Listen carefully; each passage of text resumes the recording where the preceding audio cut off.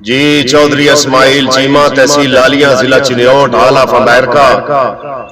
चौधरी वकास चीमा तहसील लालिया जिला चिन्योट हाल ऑफ श्रीलंका। उन्होंने नजर भाई डर रब तू बख्ते मान न कर साथे तैथू ही बद के रहनी ते इस दौर च असम ही लगदियां दे मस्से सजन सलाम पे लैनी ते बुरे वक्त दा यूसुफ कोई पता नौ रख सांभ के औखे डैनी और जिन्ना वक्त लगदे जान के छोड़े ओ अजन पिटेंदे पैनी। जी तौकीर भुट्टा 391 GB तहसील तांगलिया वाली जिला फैसलाबाद। भुट्टा साहब भाई जदा मतलब होना ढूंढ के मिलना गल गल ते करनी जीए ते भावे जेड़ियां ही कौड़ियां कर लईए आ उन्हां कतन न करनी सीए ओ मिट गरज वैनी ता हर नू आखना उते वंज के करना कीए ओ साडा दर्द बाजारी लगदिया तू गया था इतबार पटीए। जी आसिम कल्लू आप जंग सदर।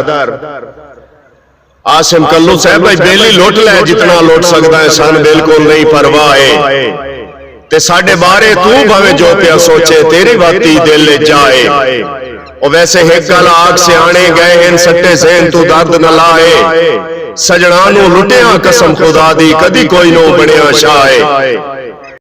जी भाई कौसर अब्बास असद साहब भाई अली असगर असद साहब फरनोली जिला मियांवाली।